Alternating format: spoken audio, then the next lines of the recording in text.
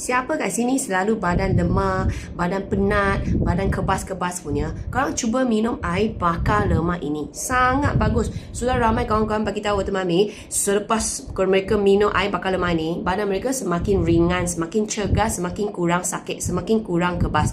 So korang boleh cuba. Tapi kena ikut cara ini. So cara ini, Watami share dengan korang. Korang jangan lupa like, share, save video ini tau. Nanti korang lupa pula.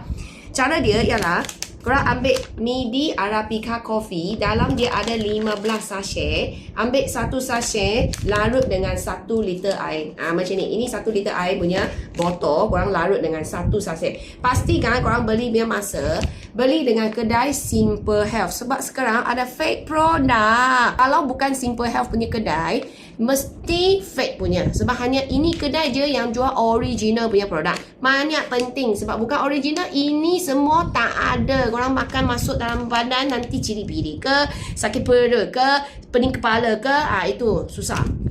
Pastikan korang midi Arabica coffee dengan kedai Simple Health. Okey, selepas kita dah larutkan 1 liter dengan 1 sachet, korang minum punya masa pilih waktu pagi paling sesuai. Selepas korang sarapan, setengah jam ke atas sehingga 1 jam, korang start minum air ini. Okey, so air ini kan ada 1 liter. Korang slow-slow minum dan pastikan korang boleh habiskan 1 liter ini sebelum kita waktu lunch punya itu masa. So korang pagi 1 liter air ni. Petang ini dah habis kan?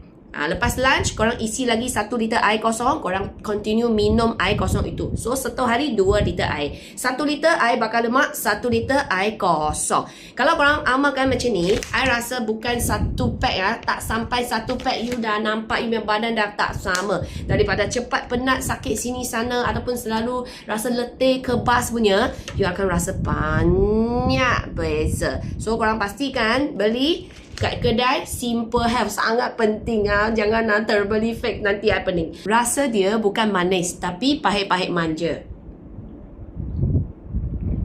Coffee lover mesti suka. Sebab dalam tak ada tambahan gula, tak ada pemanis langsung. Boleh kasih you punya nafsu nak makan manis pun sekaligus hilang. Sekarang tengah offer. Kalau korang nak, cepat pergi Grab. Daripada harga RM45.90, sekarang hanya RM30 saja. Kalau you nampak harga RM30, korang laju-laju pergi order. Satu pack ada 15 sachet. Setiap hari 1 sachet sudah sangat bagus.